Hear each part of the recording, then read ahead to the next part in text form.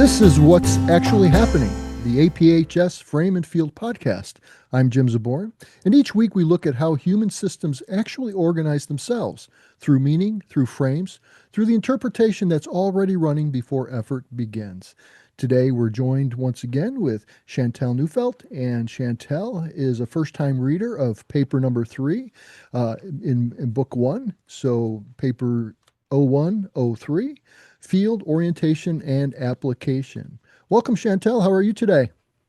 I'm great. I'm Excellent. happy to be here. Very Excited nice. to talk about this. I always Excellent. I get it to read like the day before and hmm I just jot down a few questions or quotes and hmm then see where it goes. Absolutely. This is a first-time reader uh, experience. Chantelle, you are sitting in for all the listeners who are approaching this work for the first time, or perhaps already are familiar with it and are getting a beginner's mind to it. And so you're serving a very important role in being a beginner because you're helping people who will become beginners to get oriented. You're helping people who are now beginners get oriented, and you are helping people who have been around for a little while to become oriented even better. So thank you very much, Chantel. Appreciate it. Why don't you tell us a little bit about yourself? About myself.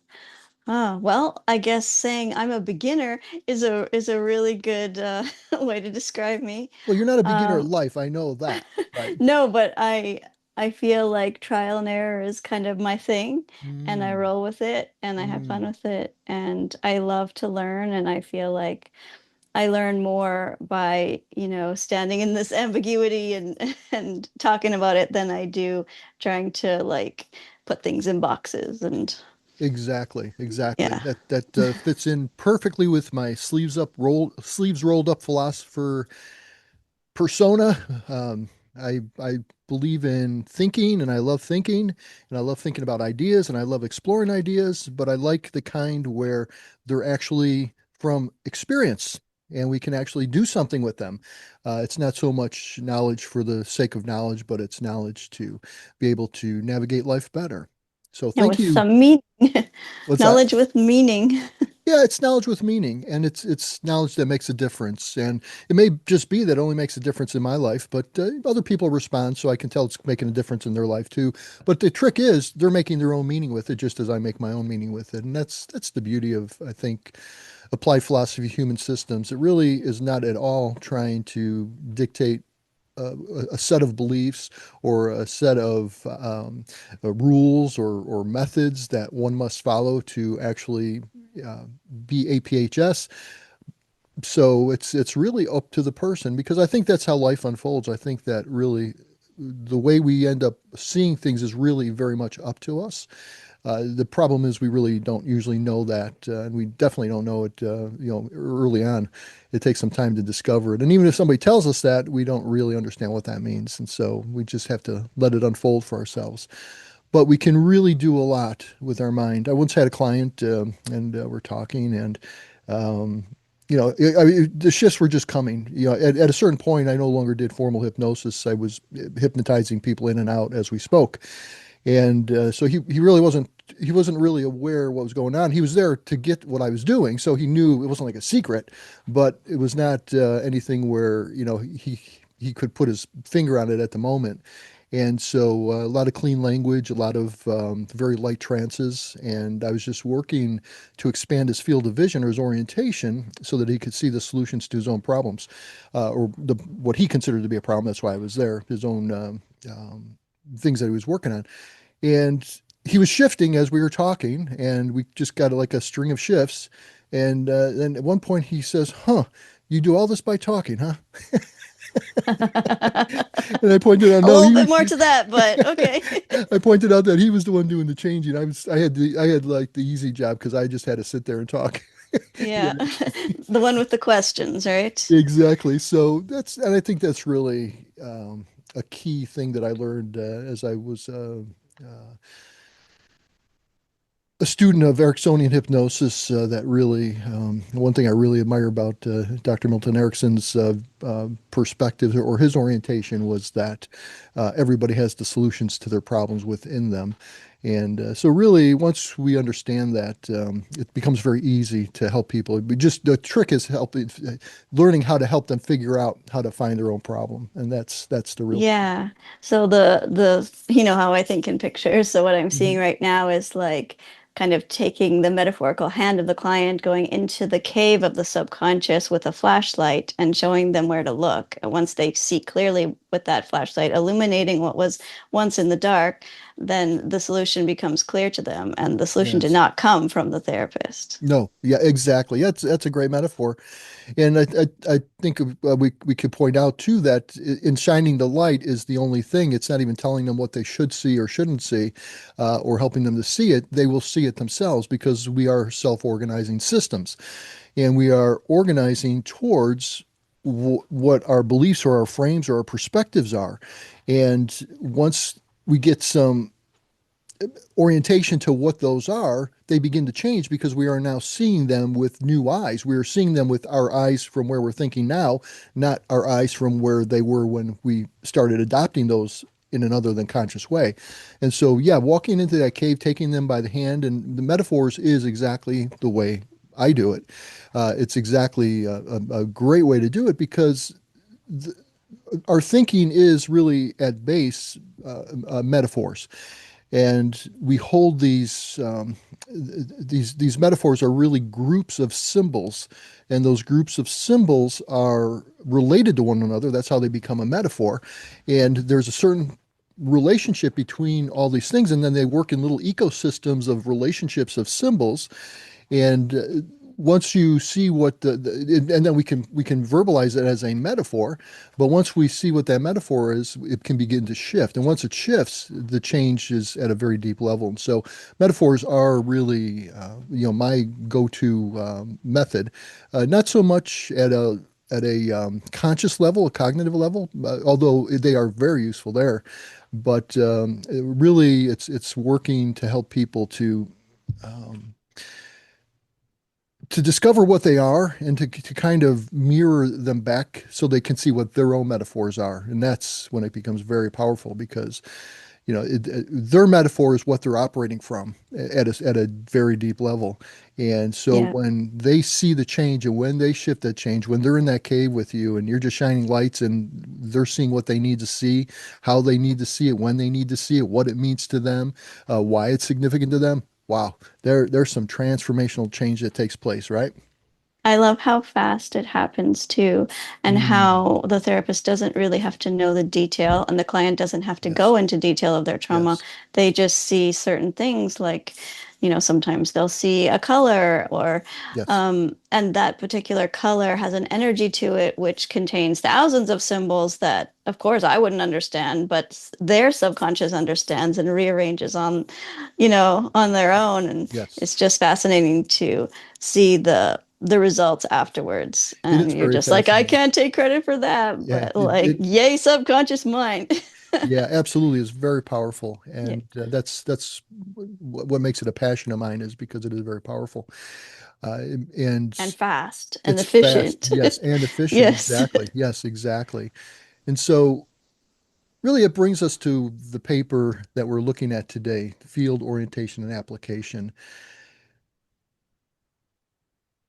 When you start learning from the pieces, and you don't really necessarily have the big picture. I certainly didn't hear.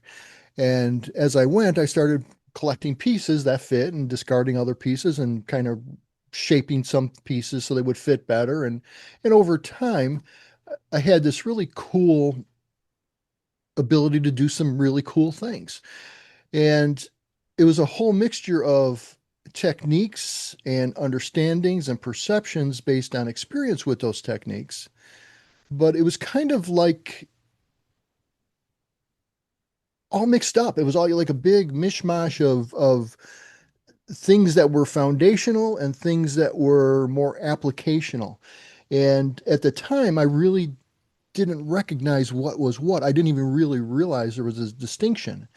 And yet, a lot of times I see people like trying to pull in all kinds of techniques, and all they do is keep trying to get more and more techniques, more and more techniques, more and more techniques, which in itself is not a bad thing. It's good to learn and to grow. But what happens is, I think, in my opinion, they miss the patterns because they keep getting distracted by a new wrapper and they miss what that wrapper is, the patterns that that wrapper is bringing to them. For some reason, I'm seeing this electric screwdriver and the tools being those like little screw, the different kinds that Uh-huh. you put in there, but they're Yes. just collecting all those without getting like the battery or understanding Yes. how the screwdriver works. Exactly. Yeah. The little bits that they put in there and Yeah, yeah. they It's get a like, whole, what's that going to help you if you they just get have this, the yeah, bits they get this and whole you don't beautiful, understand how it works? exactly. They get this whole beautiful collection. And then they buy books on how to make them use them even better and books on projects they can do with them. And they never really get down to use them. And that's not a judgment. I've certainly did that. But there's a deeper way of doing things. That's really more of a technician level type of an approach. And the problem is that for some people, always learning is really what they're doing. They're really not applying it, which is they just don't know that yet, and that's okay. I certainly was there myself. It's just a stage of growth for people. But I think what we really want to do, what I found necessary is as I started really intuitively, as I studied a lot of things, I started intuitively seeing what was working. And I couldn't necessarily voice it, but I could see what was working because when I would go learn something new, I would see that same thing in a different wrapper. And that's when life really got exciting. And I could then go to learn a technique, and I can learn the technique really fast simply because I just need to learn the wrapper. I already knew what was really working. I Hmm. remember one time in a martial arts class a long time ago, we were learning some joint locks. And, I'm not a big fan of that, but that was what we were learning. And so we were learning joint locks. And the, the instructor shows the moves with the hands and I see it and I understand it. Okay, cool. And so now we're practicing it with partners, and I could not make it work at all. And Oh, then the instructor, of course, is going around the room and helping different people. And so he gets around to me and he shows me, just he goes, here, put your wrist right on this bone here, and then it worked. And it's like it's the little you details. needed that key to Yes, bring it all together. Yeah. exactly. And that's what these papers are about, is that key. Exactly, exactly. These papers are a key. They don't show you what lock to open. They don't tell you why you should open a lock. They are just a key. And that's a great way to put it. That's another great metaphor. And so, what this paper attempts to do is it attempts to take the wrapper off the candy. Okay. And put And words to something that's a challenge to put words to. exactly, exactly. And so that's what happened for me. It was a mishmash, and I started developing my own methods, my own frameworks, and they were great. They worked fine, but I was really mixing wrappers in with candy of a new framework, and I wasn't realizing. It was like, you run wrap this caramel and or whatever, and a taffy type thing, and it's like melted into the wrapper, and the wrapper is ripped off now, and it's like, okay, well, I'm just going to eat this, and so you're eating, you're like chewing on paper too. Yeah, yeah. So that's kind of what I was doing. So I gotta figure out how to I gotta figure out what. Separate, Yeah, which is which. And I like exactly. that in these papers, you're always saying, this is what it's not and this is what it is. And Exactly. that repetition in different ways, it really drives the message home. Exactly. That's a little bit of hypnosis, Hmm. hocus pocus, right? No, but that's the way we learn, and Yeah. that's really important. But Hmm. that's exactly it. It's the what's really going on, and then once we know what's really going on, or have an idea, and we don't even have to know technically what's really going on. We have to have a model of what's going on.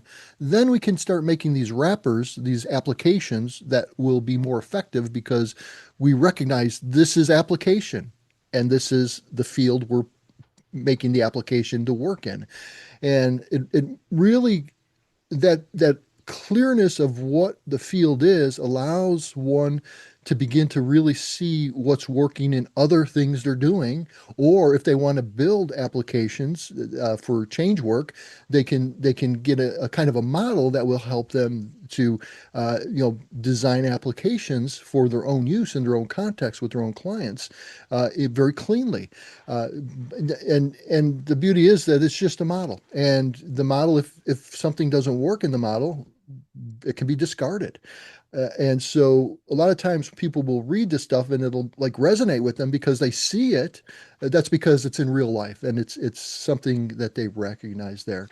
So what in there, Chantel, what really struck you about this paper now that we have context of what it's trying to do? Well, the picture coming to my mind of what you were just talking about, I was thinking about, okay, so let's say that you told someone to design a video game just out of nothing, you know, and then you had someone like create a Minecraft world. And so like in Minecraft, you have that perspective from the top, or you can take different perspectives within Minecraft.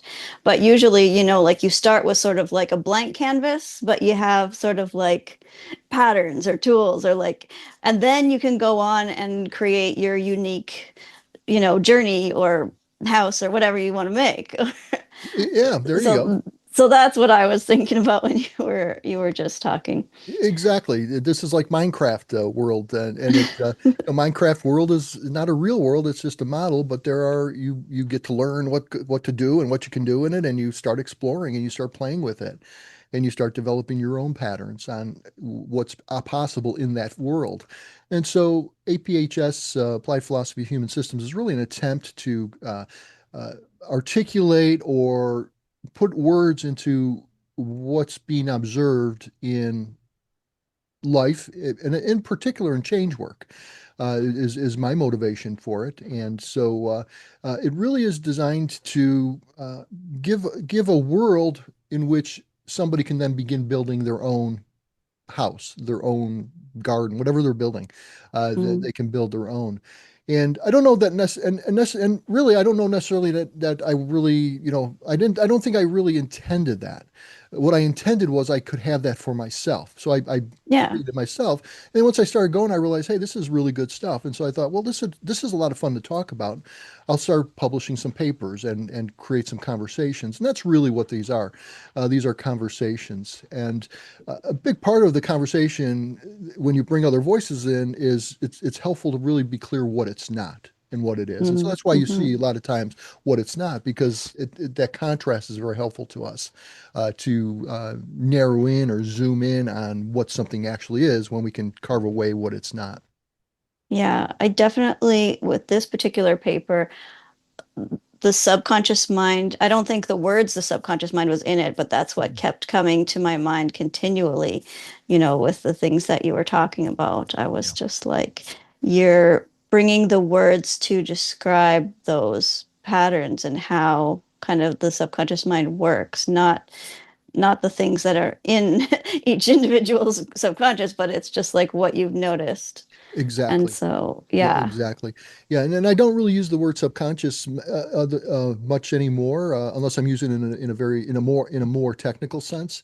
I will now use other than conscious because Mm, if you pick up my paper, let's see, it's paper 5 because paper 4 is where I talk about how you don't have to know the truth to have a working model.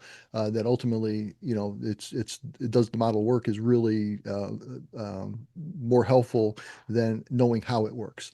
So I have a fun metaphor in there, a really fun metaphor. I love that one. And but then and that's the lead up to paper 5, which is Theory of Mind, which is a lot of fun to write. It's really an awesome, in my opinion, because I'm laying out how I think the mind is working, but as a model, not hmm. as a technical thing. So it's really important to. So that's how, the more you develop these things, the more you can go back and say, okay, well, your subconscious is useful. It's a useful label, but for me, it's a label of one thing that's going on. It's not even like a label of one part of something. It's a label for one thing that's going on within this mind, which Hmm. has many, aspects all happening at the same time and all interacting with one another. And, we can shift, from place to place our focus within that mind working. And so in hypnosis, we're usually going more for the subconscious mind, right? But Yeah. so that's yeah, I don't use that word other than conscious. It's interesting. You should have noticed that. Well, that's just what came up. I don't know if this was a quote that you used or just a note that I wrote down, but I wrote down, you don't follow a field, you find yourself oriented in it. Yeah, that's very close to what I wrote. Yeah, it's like the E- gist of yeah, it. exactly. it's it, we're in an environment culturally when we start figuring out some things, how it works, we now have to make it a system or an algorithm. And then we have to sell the algorithm, and then we have to fight and defend the algorithm. And that's all good and well for an application. But we're really here separating out the field that the applications are being built in. We're and that field it really is helpful to not get not get locked in or collapse into an algorithm or a method. We really want to we really want to live in it. It becomes our world, and we already do. Here's the thing: we already do. I didn't invent this. I articulated. I just said what's there Hmm. because it is there, and I'm just articulating it in a way that makes sense to me at this time. It will be more advanced, or maybe not, but it'll be different in 10 years. But Yeah. you go ahead. What I love about these papers and like what you've articulated is that it's values based, very ethical, very like, choice and agency and Yeah. all of those things are like the core values of this, Yeah. like, Yeah, and that's really actually a reflection of me. It doesn't necessarily have to be that way. Somebody could use it for dark purposes, I'm sure, just like they can use anything else. But for me, that's really a reflection of me, because that is like a cardinal rule of mine is not changing anybody, not fixing anybody, not imposing my own views or my own agency onto somebody else. And so the field developed that way because that is a cardinal rule of mine. And I think it's a valuable one because then it protects the field itself.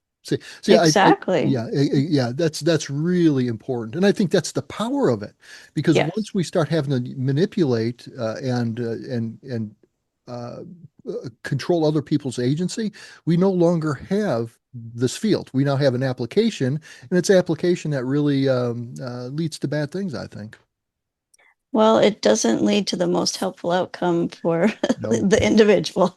no, it does not. And in fact, it can become very terrible. I think NLP is a field. It was a field. I have, let's see, this is Neurolinguistic Programming, Volume 1, the study Yeah. of the structure of subjective experience. And in here, the author says it's a field. And Nice. it's a field. And what has happened is it collapsed into methods. Hmm. Unfortunately, in part, probably not entirely, I'm sure, but what happened is it became the methods, and sometimes the methods are not useful. They're not used in good ways. They're used in manipulative ways, and that doesn't mean that NLP is, and it doesn't mean that NLP techniques or applications are. Many of the applications are super valuable. I learned a lot from NLP applications. I learned a Well, lot it's from the like just the field. language of the subconscious or whatever word you want to use for the Exactly. subconscious. I've Yeah. learned so much from it, but it's a model, and it's an articulation of a field, and then really useful stuff came out of that field. It's these are awesome books for hypnotists. These were John Grinder and Richard Bandler interviewed Milton Erickson and put out two volumes of what he was actually doing. And in the foreword, he said he didn't even know what he was doing. Wow. And so, He really, figured it out on the way, eh?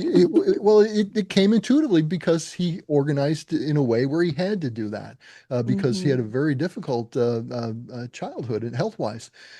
And the the field of NLP helped to unlock amazing things because the field was designed to look at excellence but look at it from a way where people can reproduce it very easily because it's at a level of perceptions, right? And And it so, also started out looking for patterns and then trying to put the words to it, just like yes, you did with your yes, paper. Yeah. yes. Yes, but the problem, and I don't, this is just my opinion, and it's not a judgment at all on it, but I suspect what may have happened, or at least in part, is that um, people started collapsing applications into the field, and then the field collapsed into the application Mm, to the point where, uh, to me, it's kind of ridiculous the way some people do things with it. And then there's and then it's really unethical what other people are doing with it. And it's sold completely, so people really have no understanding of what's going on with it, in a general public kind of way. And they become afraid of it if they know about it at all because they yeah. hear terrible Well, things. people are afraid of what they don't understand, but Exactly. also like tools, it's really your perception.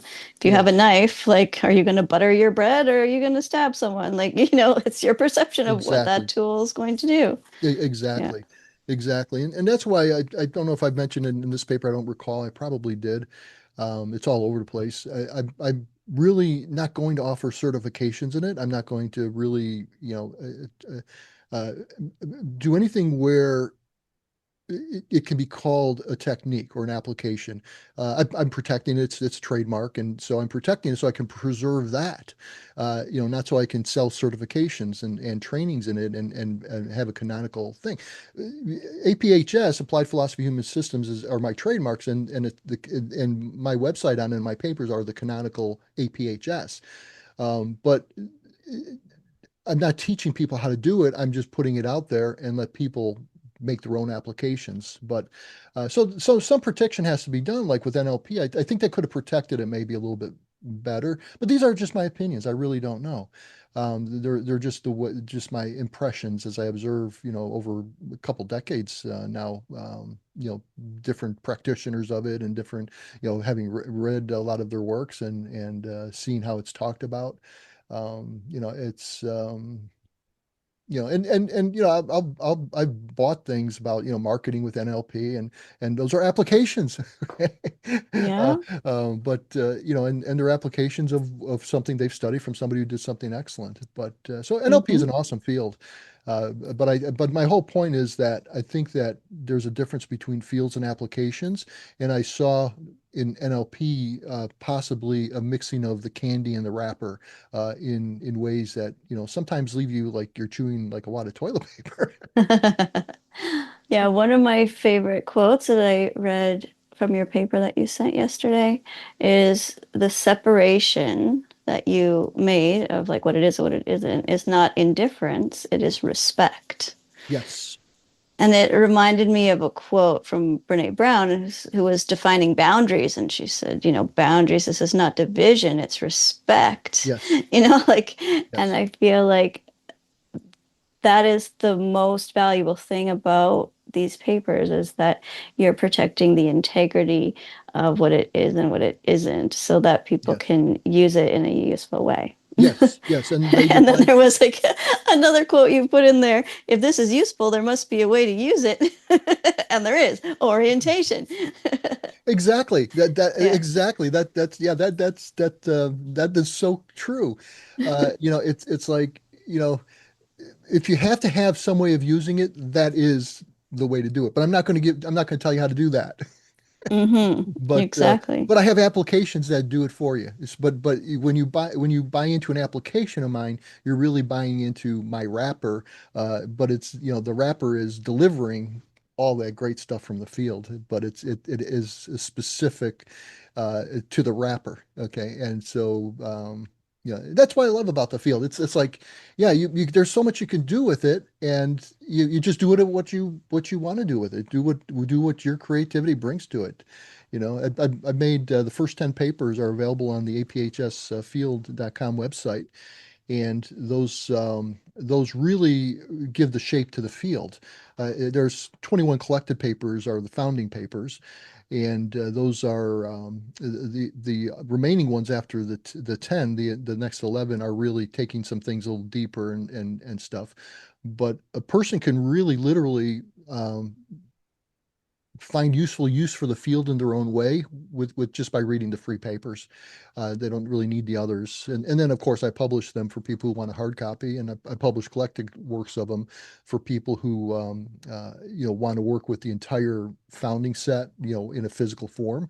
And so there are options to buy them, but a person could read the first 10 papers. So and it really is about respecting boundaries and other people. And it's really not a system where I have to like market it and sell it. It's more, this is what I'm using, this is what I'm doing, These are the talk patterns about I've it. noticed Yeah, in my exactly. extensive career that Exactly. are very valuable. Yes. Exactly. And the beautiful thing is I get other people's insights like yours, and I get other perspectives and perceptions. And so really that's the payoff for me, the excitement of the conversation and getting new insights and learning new things. So we really, that's another thing where I think one of the boundaries is not trying to create something that's marketable. Or, and, like I said, I protected, they're trademarks of mine, but I'm protecting it so I can keep the integrity of this version. Somebody else can do their own thing, and I don't care. And that's part of the boundaries. I'm not imposing it on other things and other people, and I'm not judging other people and other things. It I can evolve as it wants, but Yeah, what you exactly. made is what you made. Yeah. Exactly, exactly. So what I'm protecting is what I made, but it's not the last word by any means. I hope it's the beginning word for some people. It's Or information, not limitation, Yeah, as you said exactly. in the paper. Yeah. Exactly. So it's really a lot of fun. It's an experimental thing in a way, isn't it? Yes, very much so. And that's what's so exciting about it, because when you can work with that, anything could happen. Like when you live in that possibility moment, then way more solutions are available to you Yeah. than when you're Oh trying to yeah. fit yourself in a box of some Oh yeah. kind, Oh yeah. or trying to copy someone else's way, how they did it, because like everyone orients differently. Oh, absolutely. This is one of the things where coaching, like in terms of business, marketing typically is really where I spent a lot of money on coaches, and like to the tune of tens of thousands of dollars. And really, honestly, it was useless by and large. But it wasn't because the people were bad people, and it wasn't because they weren't really good at what they did. I looked for people who were really good at what they did. But the problem was it wasn't what I was doing. And they were selling systems. And for some people that works great because they need a system, they get a system and they just do the system. That's really not the way I operate, and so uh, Not every tool works for every person, so exactly. And their tools were not working for me because really, in my opinion, it results in limited results for people, I think. limited, and also it creates resistance a lot of the time. Yes, you're sitting there, you're trying to figure out, you get something you have to apply, and you're trying to figure it out, and your body's resisting it, in part because, probably for me, a lot of times that wasn't the thing I needed to be figuring out at that moment, and there were other things I Hmm. needed to figure out before I could figure that out, and I really needed to be looking somewhere else, and then I could go back to that. And that's what I love about like hypnosis and the subconscious mind, is that when you are in that state of trance and you ask your subconscious a question, the first thing that comes up is the most important, like, is the path. And like, there's no way any book could tell you No, what that exactly. path was. Exactly. Unfortunately, even that is weaponized against people. I had one of the people I was paying like 10, like I think it was like 12, $14,000 a year on this coaching. And my coach I actually started coaching my coach a little bit, and because I was a certified hypnotherapist, and she was not. And so she was asking me, some things about hypnosis, and somebody who's a hypnotist was insisting that she say the first thing that come to her mind. And she couldn't, nothing came to her mind. And this hypnotist was insisting that something would come to mind, and she was blocking it.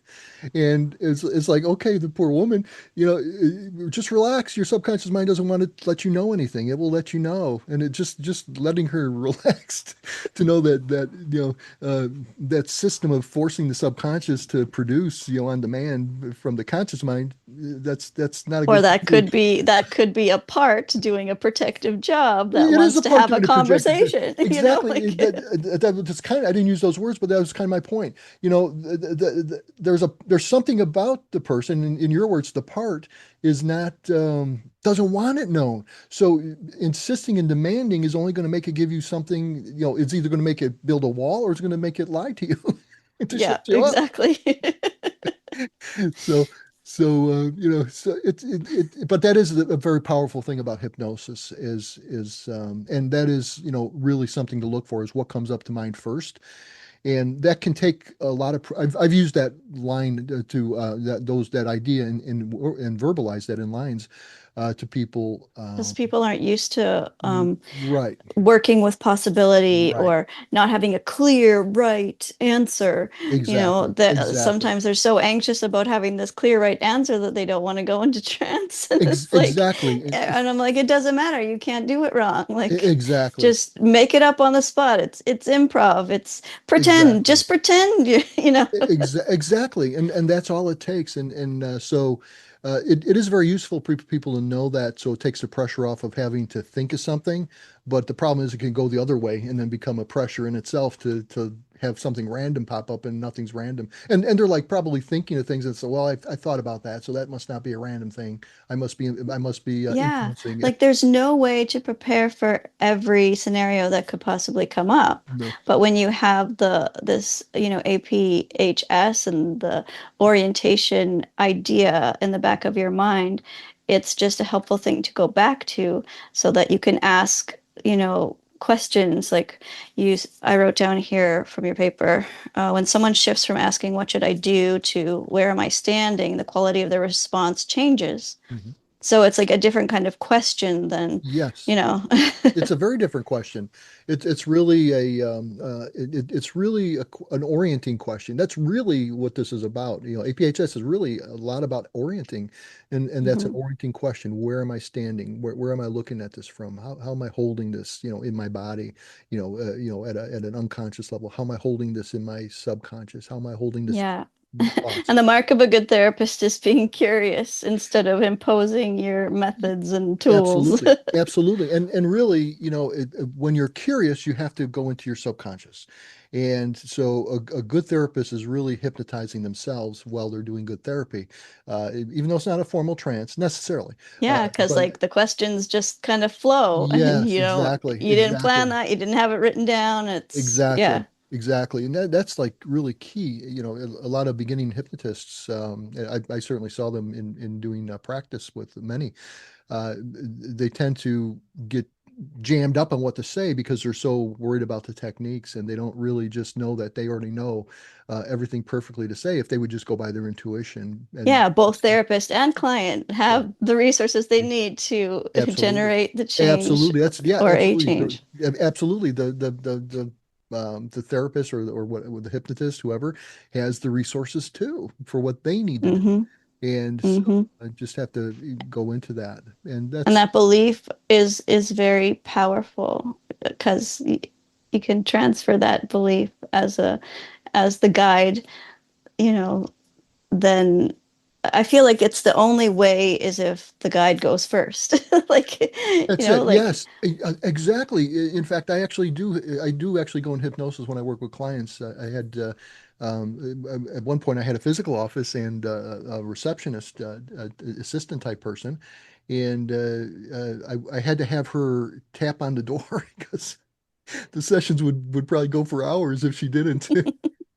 well, the thing So is like you're orienting yourself before they can exactly. orient themselves. Exactly, and there's so many levels that works at, and a part of it is the mirror neurons. They're mimicking me, and so when I go first, I show them what to do.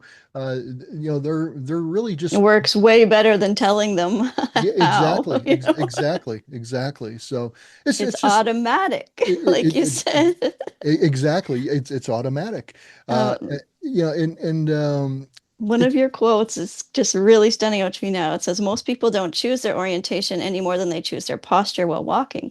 Both function automatically, shaped by habit, context, and prior adaptation. yes, exactly. And there's a hidden message in there too, and the hidden message is we can consciously look at our posture sometimes to improve it. So I wonder, can we improve the way we're looking at things? Yes, we can, but it's still Mhm. going to be an unconscious process, and we can't force it because otherwise we'll be like walking like a robot.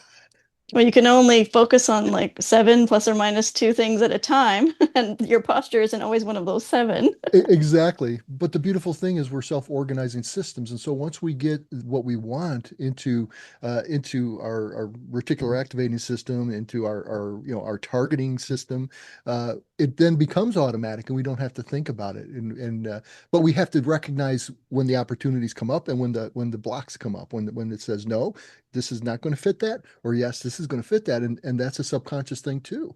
And so we can get very good at navigating those things when we become more intuitive about things. And once again, we have to inhabit that. We can't study it and know it.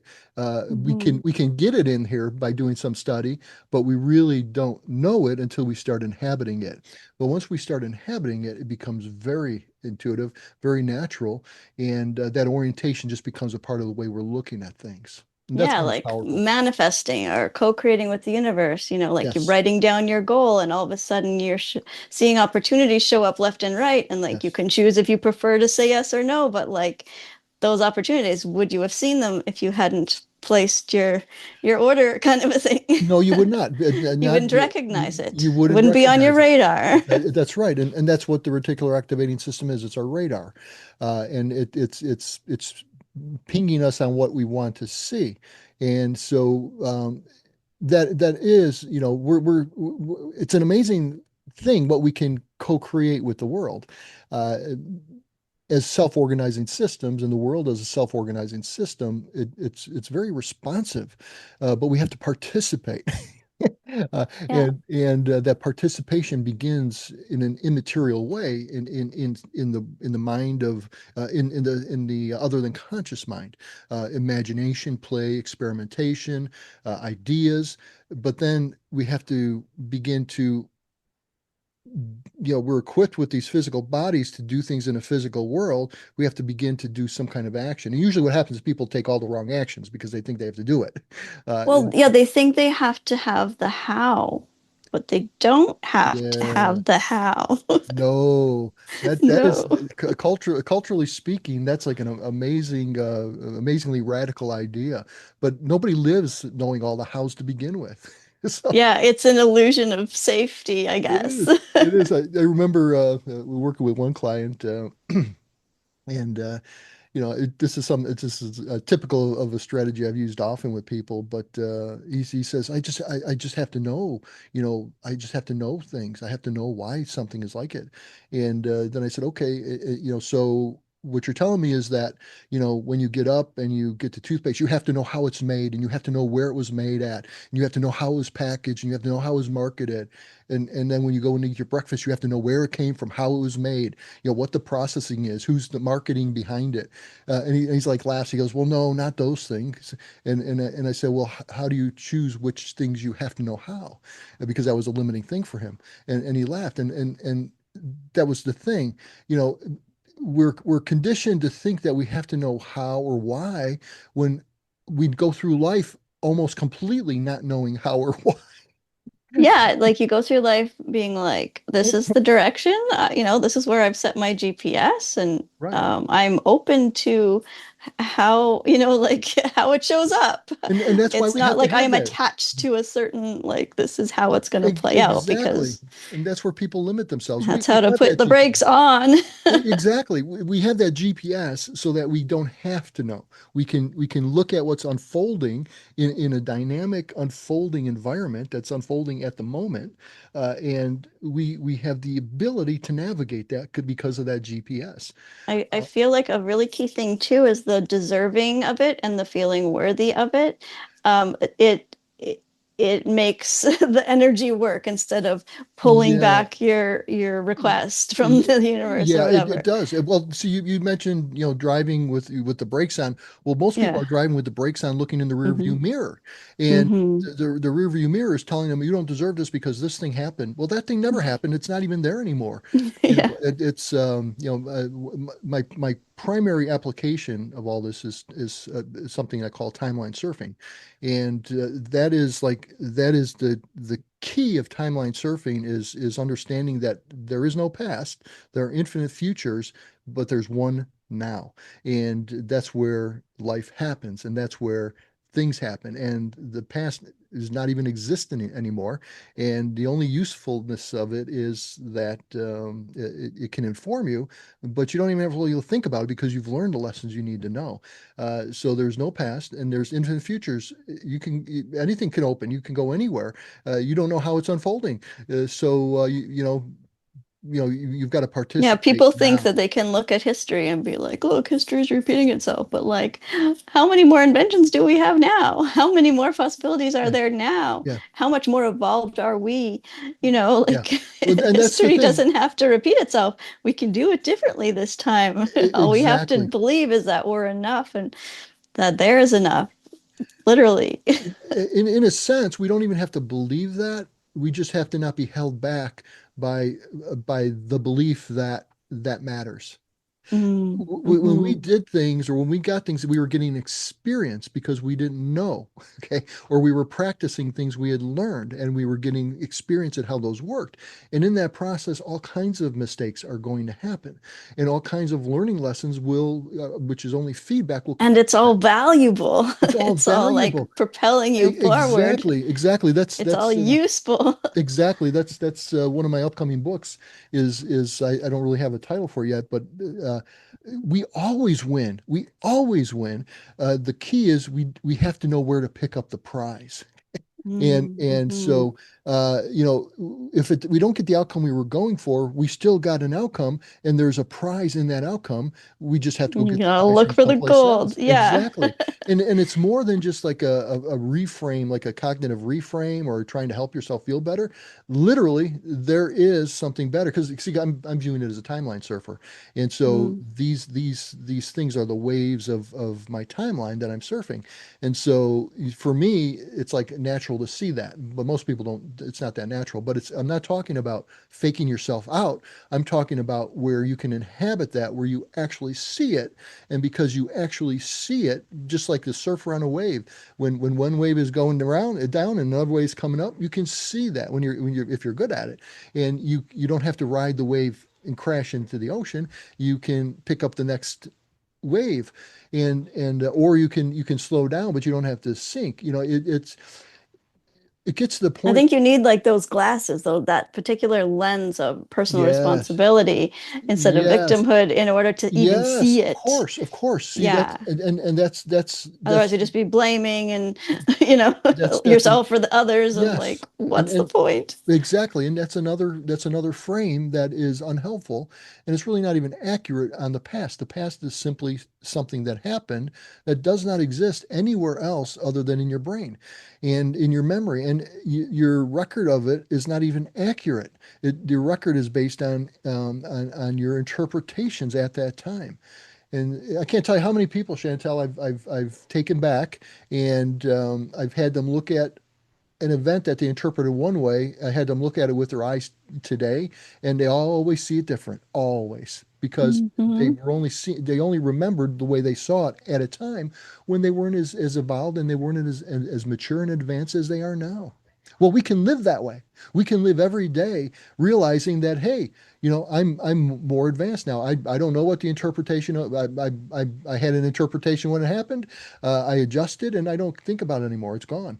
It's It's done. like it feels so empowering to have that mindset of I get to choose what meaning I make of this, whether it's Yes. now or, something that came up, a memory, a trauma, whatever. Yes. You're just, Yes. I get to choose now that it Here- means this. yes. And like And that is creation, it right? is. Like, It is.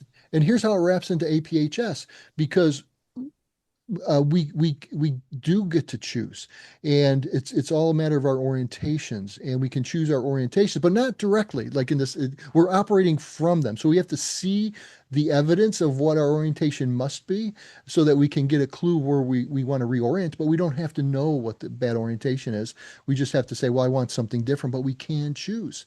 And because we are self-organizing not only on beliefs but on meanings, and so what things mean to us, we're organizing ourselves around, and we're becoming that. And so when we free ourselves, when we understand we can choose what meaning and therefore choose who we are, it is definitely an act of creation, an act of co-creation with all everything that's there. It's an amazingly freeing thing. And when you really begin to approach life in with that mindset, it's amazing what opens up and what you can do. But that once again is an application, but it goes back to the field in that we are self-organizing around meaning, and beliefs are creating those meanings, and that And so is understanding that field is like everything. and exactly, just being oriented to that way. I even have to. I don't know that I know, understand like the mechanics of how it works. I don't understand Yeah. the biology of how it works. I have a lot of You knowledge. don't, do you know how a compass works? Well, Do you know how to use it? yeah, well, exactly. There is a reason why it's working. I may or may not know it now. There may be other people who know, And does it matter? but I can use it today while I Yeah. learn it. Yeah, exactly. Exactly. Yeah. Well, I think that I told you all of the quotes that I wrote down. Excellent. Oh, I had a question mark Yeah, here go of ahead. something I didn't quite understand. I know you wanted me to bring up those kinds of Mm, things. Um, please. I don't know if I have enough context, but I just wrote it. I wrote here, when they understand continuity as distinct from momentum, perceived stuckness dissolves. So I guess define continuity because it's one of those big words that I've heard, but I don't quite like Well, what's continuity. well, continuity is we are persistent in who we are, and Mm, but what is making us who we are is not persistent as much as we think it is. Uh, we get momentum in being certain ways, and that carries it. But we aren't required to. We aren't required to go on that route to keep continuity with mm, that path. We can move a different path mm, irregardless of the momentum. The momentum will carry us. And when it's in a when it's going in the direction we want to go in, we it can carry the continuity of us continuing in that way. But it can work against us if we don't want to keep going in that way. But we once we're aware of what's going on, we don't have to. We can change the momentum by simply changing the direction that we're oriented towards, and then we start building. There's still a continuity, but it's we've directed it a different way, and we're not being carried by momentum. I'm What? seeing a river Yeah, with a yeah, current, and yeah. then it forks, and Yeah. one side has a beaver dam, and it was going to go over to the beaver dam side, but Yes, instead yes, it yes. is that Now, what you're saying? well, close. Now picture that beaver dam, that river with the forks, and now picture it's actually like there's like it's like uh so complicated of waterways that it's like blood vessels, and Mm, it's like capillaries, and it's hmm branching everywhere in every direction. It's hmm in a three-dimensional way, and we're flowing in this river, and it branches all over the place, and we are based on our meaning and what we see ourselves as, so therefore our strengths and our limitations that we are imposing upon ourselves to maintain our identity or our ego, in the I, we are making choices that look like that's the only choice when actually we chose that way to keep continuity of who we are. And we mm. did that we're following a momentum of that, but we don't have to follow the momentum. We can branch off to You can pivot anytime you anytime, please. anytime. It just, Okay. and then we can get momentum in the direction we choose to go in, hmm and that's purely our choice. Even if it's the smallest pivot, with that momentum, it will make a huge Oh, difference it is as it always the smallest continues. pivot. It is always the Yeah. smallest pivot.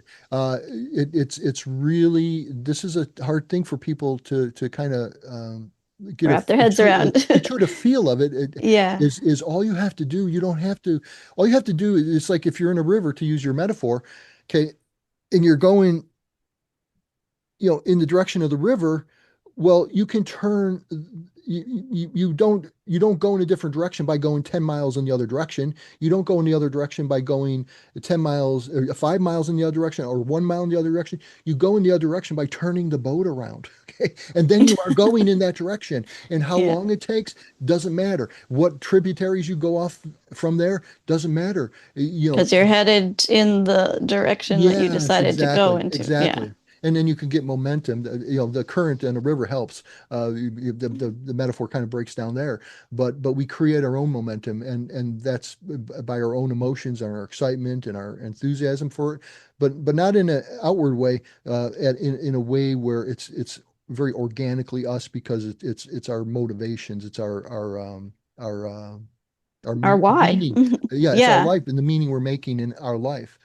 And Hmm. so I don't remember specifically without the context, but that's probably What you meant. Yes. No, it makes just perfect sense now. yeah, just more involving things from later papers too is probably what happened. Hmm. But yeah, it's not really a matter of knowing everything. It's a matter of turning in the right direction, and you will find what you need to find. And the trust that, You have to trust yourself. like letting go of that control, which Yes. is a core value of your papers, I've noticed. Exactly. But it's not letting go of control so to nothingness. It's letting No. letting the control of things that are not really controlling if we don't Yeah. let them be controlling. Yeah, Yeah. exactly. Because like timeline surfing, it has an arc of two, it's a collection of 12 books that describe the entire method. And the pivotal books in the collection are books 5 and 6.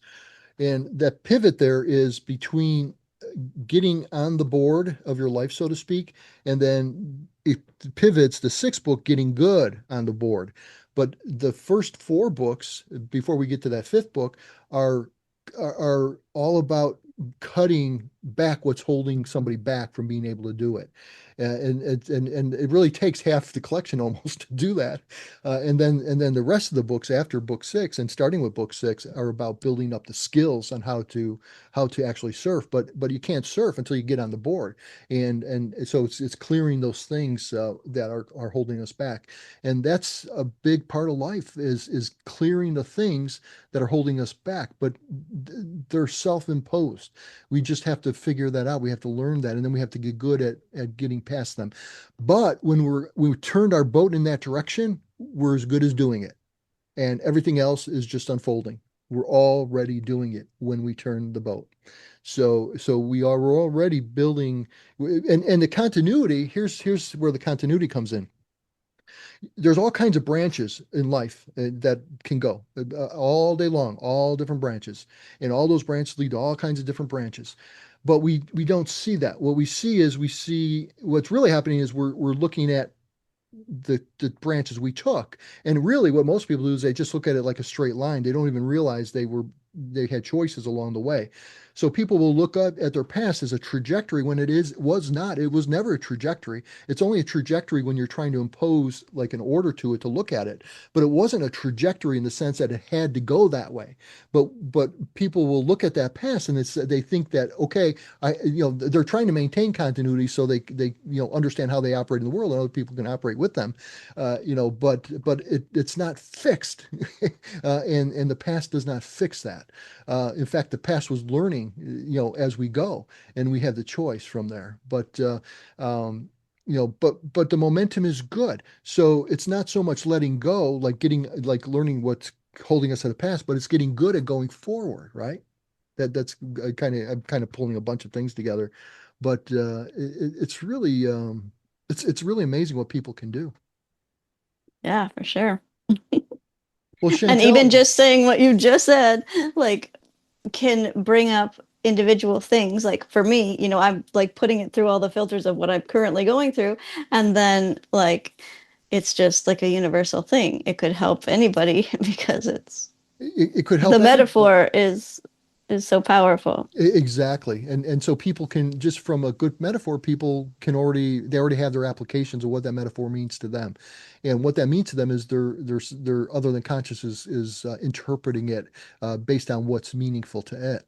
And I used to have this thing. I'm an abstract artist, and so I have all kinds of abstract paintings and mixed media paintings. And what I would do is I would take a set of 9 of them with clients, and I would show them. I would show them a group of 3, and I'd say pick one, and they would pick one. And then the next second group they pick one. Then the third group they pick one. And they say, okay, now we have these 3 pictures. Now pick one, and they would pick one. And what I should set up before that, we've been talking about something they wanted to know. So usually what I'll say was what is it that you're trying to solve? What issues you're trying to solve? Then I would just change the subject to art, and I would have them pick one, and then they pick one of the last 3, and then I'd say, okay, 3 things are going to pop out at you about this picture. What do you see here? Not like what it is, not interpreting, but like you're looking at clouds and you're seeing shapes, and it suggests something to you. And they would pick out 3 things. And it may be a metaphorical thing, it may be a literal thing about what was on the paper, whatever. And then I would say, okay, now um, your subconscious picked those out as part of a solution to what you were looking at, what you're trying to solve. And how might those 3 things give you an answer to what you're trying to solve? And then they would invariably come up with kind of a cool solution. Whether it worked or not, who knows, but it got them But it unstuck. wouldn't have existed Yeah, otherwise. exactly. And so, their subconscious was looking for meaning because the question was from them and because it was something of some importance to them. The subconscious is already looking everywhere for answers. And then when I brought it into the context, they're in the context of me trying to help them. And then all of a sudden I'm talking about something different and it's kind of like random, but the subconscious is still trying to see if there's the answer is in what I'm doing. And then it starts, it's picking out pictures. It knows the solutions or can recognize what will lead to a solution, and it's now starting to metaphorize marks I made on a paper, which had nothing to do with their problem. But the thing is, they were creating the meaning, and they were able to see it. So we are always looking at everything in our life, and we are figuring out the meaning of it at a very other than conscious level, and we are seeing solutions based on that. And when we can free ourselves from having to interpret things in certain ways, and we can allow our other than conscious to connect dots for us, and then act on it in real time, life is amazing. I agree 100%.